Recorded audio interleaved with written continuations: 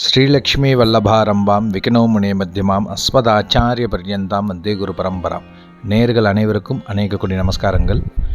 நேர்கள் அனைவருக்கும் இன்று ஸ்ரீராமநவமி வாழ்த்துக்கள். எல்லார் இல்லத்துலேயும் இன்றைக்கி ராமபிரானை வழிபட்டுண்டு அவருடைய பெருமைகளை தெரிஞ்சுக்குவோம். ராமாயணத்தை ஒரு தடவையாவது கேட்கலாம், படிக்கலாம், பார்க்கலாம். இன்றைய தினத்தில் செஞ்சோமானால் கண்டிப்பான முறையில் அவரவர் இல்லத்தில் ஸ்ரீராம பெருமானுடைய அனுகிரகம் கண்டிப்பாக கிடைக்கும். அதே போல் இந்த ஸ்ரீராமநவமி அன்னைக்கு அவாவ ஆற்றுல பானகம் வருபெயர் அப்படின்னு சொல்லுவோம். இந்த பானகத்தை மட்டும் செஞ்சுட்டு அதை நேவேத்தியம் பண்ணிவிட்டு எல்லோரும் எடுத்துக்கிறது ரொம்ப விசேஷம். இந்த ஸ்ரீராமநவமி அன்னைக்கு ராமபிரானோட கதையை கேட்டுண்டு ராமபக்தனாக இருந்தோம் அப்படின்னா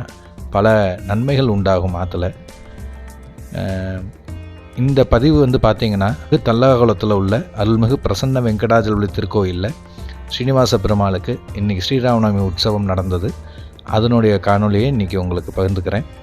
இதில் அலங்கார திருமஞ்சனம் சொல்லக்கூடிய அந்த திருமஞ்சனமாகப்பட்டது நடைபெறுறது. அதைத் தொடர்ந்து ஸ்ரீராமநவமி உற்சவம் நடக்கும். இந்த திருமஞ்சனத்தை சேவிக்கும் பொழுதே உங்கள் ஆற்றுல கண்டிப்பாக யாரெல்லாம் இன்றைக்கி கோவிலுக்கு போக முடியல அப்படின்னு நினச்சிட்டு இருக்கீங்களோ கண்டிப்பாக கோவிலுக்கு போன பலன் உங்களுக்கு கிடைக்குங்கிற நம்பிக்கையோடு இந்த பதிவை நான் போடுறேன். எல்லோரும் கேட்டு கமெண்ட்டில் எப்படி இருக்குங்கிறத எனக்கு சொல்லுங்க. ஏதோ என்னால் முடிஞ்ச சிறு கைங்கரியம். நமஸ்காரம் அனைவருக்கும்.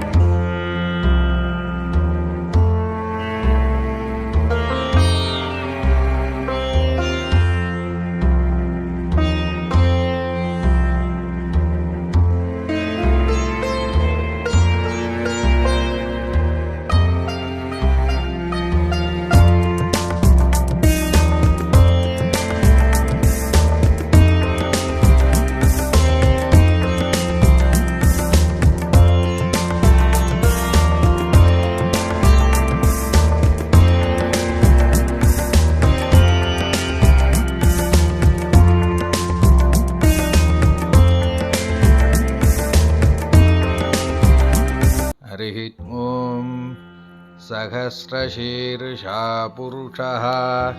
सहस्राक्षः सहस्रपाद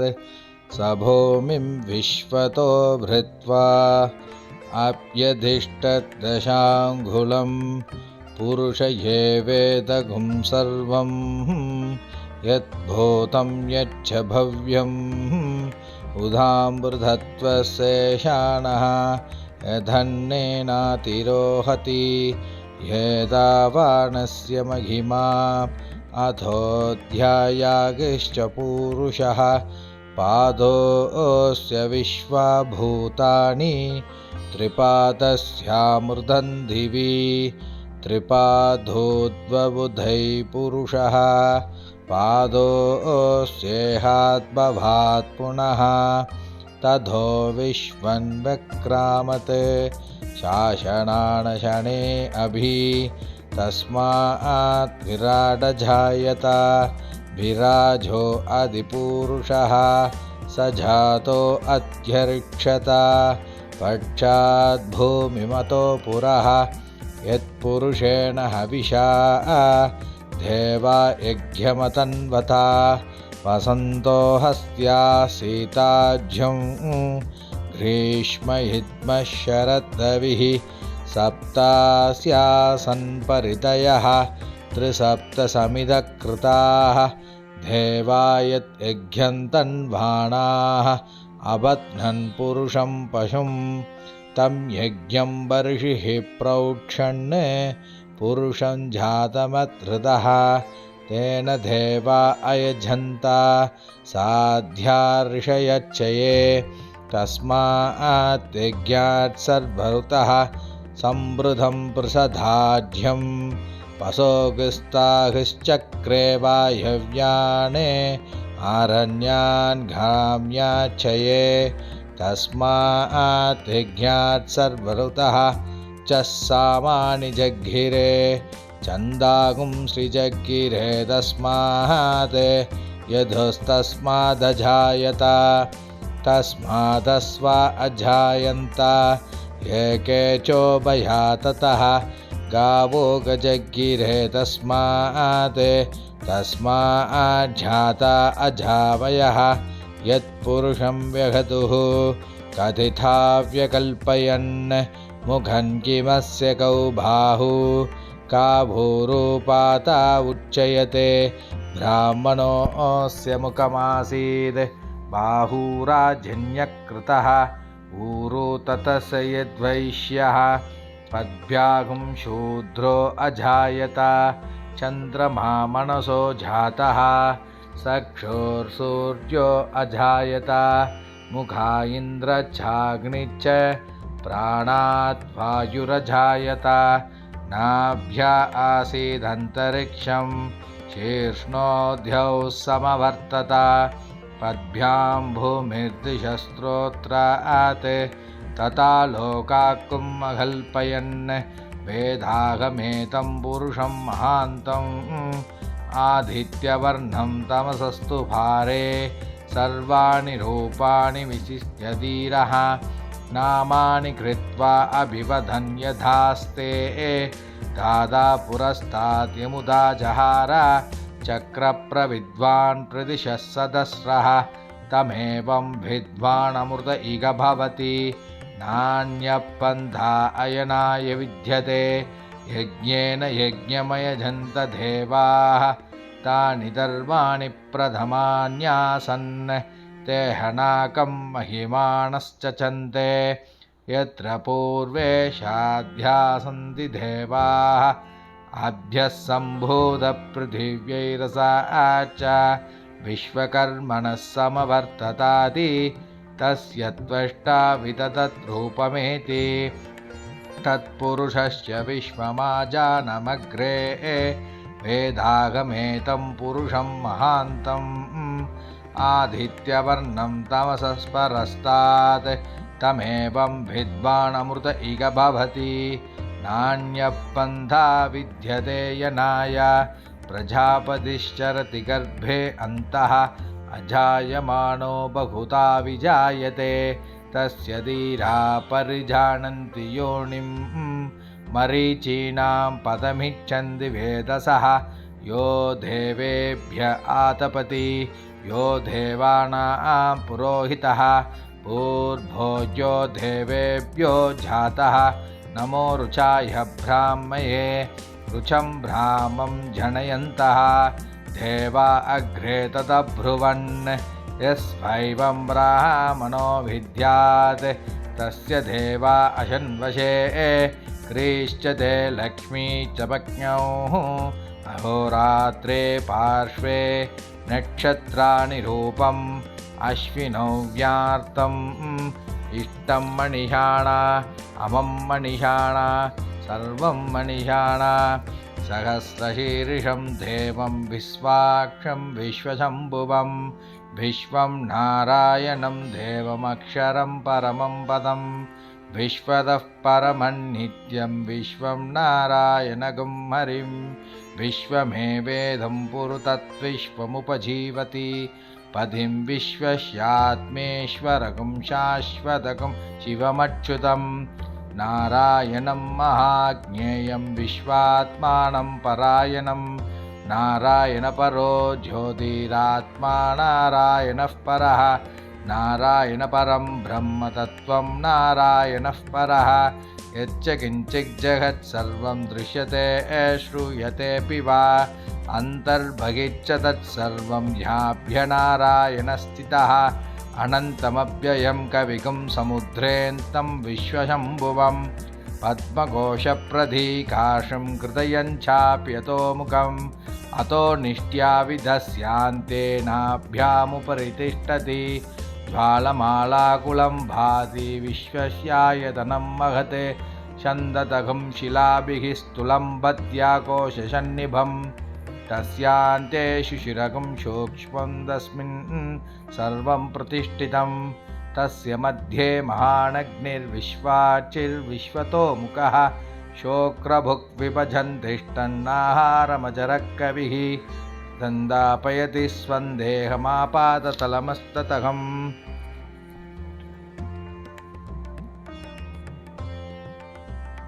तस्य मध्ये वह्निशिखा अणियोर्ध्वा व्यवस्थितः नीलतो यदमध्यस्तात् विद्युल्लेखे बभास्वरा नीवारशूकवत्तन्वी पीदाबा आस्वातिनोपमा तस्या शिखाया मध्ये परमात्मा व्यवस्थितः स ब्रह्मः स शिवः सेन्द्रः स्वक्षर परमस्वराट् तदहं सत्यं परं ब्रह्म पुरुषं कृष्णपिङ्गलम् ऊध्वरेतं विरूपाक्ष्यं विश्वरूपाय वै नमः ॐ नारायणाय विद्महे वासुदेवाय धीमहि तन्नो विष्णु प्रचोदयात् ॐ नारायणाय विद्महे वासुदेवाय धीमहि तन्नो विष्णु प्रचोदयात् विष्णोनुकं वीर्याणि प्रवोचं यः पार्थिवानि ममेरजागुं श्रियोऽस्कवाय उत्तरगुं सदस्तं चक्रमाणस्त्रेतोरुगायो विष्णोरराटमसि विष्णो पृक्टमसि विष्णो नेत्रेस्तो विष्णोर्स्यूरसि विष्णो द्रोमसि वैष्णवमसि विष्णवे त्वा तदस्य प्रियमपि पातो अस्यां नरो यत्र देवयभो मदन्ति उरुक्रमस्सगि बन्धुरिक्ताः विष्णो पते परमे मद्भवुत्सः प्रतद्विष्णुस्तवते वीर्याय भृगोणभीमकुचरो हिरिष्टाः यस्योर्षु त्रिषु विक्रमणेषु अधिक्षीयन्ति भुवनानि विश्वा परो मात्रया तनुवावृताना न ते महित्वमन्नश्नुवन्ति उपेते वित्नरजसे पृथिव्या विष्णो देवत्वं परमस्य वित्से विचक्रमे पृथिवीमेषयेतां क्षेत्राय विष्णुर्मनुषे दधस्यन् ध्रुवासो अस्य कीरयोजनासः उरुक्षुदिगुं सुजनिमाचकार त्रिदेव पृथिवीमेषयेतां विचक्रमे सतस्य सम्महित्वा प्रविष्णुरस्तु तव सस्तवीयान् त्रेशकृष्यस्य स्तविरस्य नाम अतो देवा अवन्तु नो यथो विष्णुर्विचक्रमे पृथिव्या सप्तधामभिः इदं विष्णुर्विचक्रमे त्रेतानि तथे पदं समूढमश्यपाहुं शुरे त्रीणि पता विचक्रमे विष्णुर्घोपादाभ्यः तथो धर्माणि धारयन्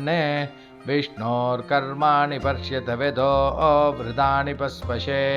इन्द्रस्य युध्यः सखा तद्विष्णो परमं पदकं सदा पश्यन्ति सूरयः दिवीव चक्षुरा ततं तद्विप्रासो विपन्यवोजा त्रिबाहुं शस्यमिन्ददेर्विष्णोरिक्परमं पदम् हिरण्यवर्णां हरिणीं सुवर्णरजरस्त्रजां चन्द्रां हिरण्मयीं लक्ष्मीं जातवेदो महावः ताम आवह जातवेदो लक्ष्मीमणपगामिनीं यस्यां हिरण्यं विन्देयं गामश्वं पुरुषाणहम् अश्वपूर्वां रथमध्यामस्ति नादप्रबोधिनीं श्रियं देवीमुपक्पये श्रीर्मा देवीर्जुषतां तां सूष्मितां हिरण्यप्राकारामाद्रां ज्वलन्तीं तृप्तां दर्पयन्तीं पद्मे स्थितां पद्मवर्णां त्वामिहोपक्पये श्रियं चन्द्रां प्रभासां यशसा ज्वलन्तीं श्रियं लोके देवजुष्टामुदारां तां पद्मिनीं शरणमहं प्रपद्ये अलक्ष्मीर्मे नश्यतां तां वृणे आदित्यवर्णे तपसो जिजातो वनस्पतिस्तव वृक्षोत बिल्वः तस्य फलानि तपसानुधन्तु मायान्तरायाक्ष भाक्ष्या लक्ष्मीः उपैतु मां देवसखकीर्तिच्च मणिना सह बाधिद्भूतोऽस्मि राष्ट्रेऽस्मिन् कीर्तिमिद्धिं ददातु मे शुक्तिपासामलां ज्येष्ठामलक्ष्मीनाशयाम्यहम् अभूति असमृद्धिं च सर्वान्युन्नतमे गृहात् गन्धध्वापुष्टां करीशिनीं ईश्वरीं सर्वभूतानां त्वामिहोपक्पये श्रियं मनसः काममाकूतिं वासस्तस्य मशीमहे पशूनां रूपमन्नस्य महि श्रीश्रयथां यचः कर्दमेण प्रजा भूता मयि सम्भव कर्दमां श्रियं भासय मे कुले मातरं पद्ममालिनीम् आपस्तुजन्तुस्निग्धानि चिक्लीतव समे गृहे निच देवी मातरग्श्रियं भासय मे कुले आद्रां पुष्करिणीं पुष्णीं सुवर्णां हेममालिनीं सूर्यां हिरण्मयीं लक्ष्मीं जातवेदो महावः आद्रां ह्यकर्णीं यष्टिं पिङ्गलां पद्ममालिनीं चन्द्रां हिरण्मयीं लक्ष्मीं जातवेदो महावः ताम आवह जातभेदो लक्ष्मीमणपगामिनीं यस्यां हिरण्यं प्रबोधं गावो धास्यस्मान् विन्देयं पुरुषाणहम् पद्मप्रिये पद्मनि पद्महस्ते पद्मालये पद्मतलाय दाक्षी विश्वप्रिये विष्णुमनोनुकूले त्वत्पादपद्मं मयि सन्निधत्स्वा श्रियै जातश्रिय आनिन्याय श्रियं वयोजनिदिभ्यो ददातु श्रियं वसानामृतत्तमायन् भदन्ति दत्त सविधानि तत्रोन् श्रियये वैनं तच्छ्रियामादधाति छन्दतं वृषकृत्यं सन्तत्यं सन्दीयते प्रजयापिर्पशुभिः एवं भेता ॐ महादेव्यै च विद्महे विष्णुपद्मै च धीमहि तन्नो लक्ष्मीर्प्रचोदयात् ॐ महादेवी च विद्महे विष्णुपद्मै च धीमहि तन्नो लक्ष्मीर्प्रचोदयात् भूमिर्भोर्नाद्यौ वर्णान्तरिक्षं महित्वा उपस्थे देवदेव विदिते अग्निमन्नादमन्नाध्यायात ते आयङ्गौ पृश्निरक्रमेतसनन्मातरं पुनः पितरं च प्रयन्सुवः त्रिगं सप्तामविराजति वाक्पदङ्गाय शिश्रिये प्रस्यत्यवहत्तिभिः अस्य प्राणातपानत्यञ्जच्छरति रोचना व्यख्यन्मगिसस्सुवः रुद्ध्वा आकुत्तरः परो वपामन्युना यदवध्या सुकल्पमग्ने तत्तव पुनस्तोऽपि दयामसि यत्ते मन्युपरोधस्य पृथिवीमनुधत्वसे आदित्यान् विश्देवदेवावसवच्च समावरन् मेदिनी देवी वसुन्धरा स्यात् वसुधा देवी वासवी ब्रह्मवर्चस पृतनां श्रोत्रं चक्षुर्मनः देवी हिरण्यगर्भिणी देवी प्रसोदरी रसने सत्यायने सीता समुद्रवती सावित्री हनो देवी मशकी महोदरणी महोदधिस्था शृङ्गे शृङ्गे यज्ञे यज्ञे विभीषणी इन्द्रपत्नी व्याजनी सुरसितैघा वायुपरि जलशयनी सुयन्धारा सत्यन्दोपरि मेदिनी सोपरि दत्तङ्गाया विष्णुपत्नी महीं देवीं माधवी माधवप्रियां लक्ष्मीं प्रियसखीं देवीं नमाम्यच्युतवल्लभाम् ॐ धनुर्धरायै विद्महे सर्वसिद्ध्यै च धीमहि तन्नो धरा प्रचोदयात्। ॐ धनुर्धरायै विद्महे सर्वसिद्ध्यै च धीमहि तन्नो धरा प्रचोदयात्। षण्णो मित्रस्यं वरुणः षण्णोद्भवद्दुर्यमा षण्ण इन्द्रो बृहस्पतिः षण्णो विष्णुरुक्रमः नमो ब्रह्मणे नमस्ते वायो त्वमेव प्रत्यक्षं ब्रह्मासि त्वामेव प्रत्यक्षं ब्रह्म वदिष्यामि ऋतं वदिष्यामि सत्यं वदिष्यामि तन्मावतु तद्वक्तारमवतु अवतु माम् अवतु रक्तारम्। ॐ शान्तिः षण्णो मित्रस्यं वरुणः षण्णोद्भवद्दुर्यमा षण्ण इन्द्रो बृहस्पतिः षण्णो विष्णुरुक्रमः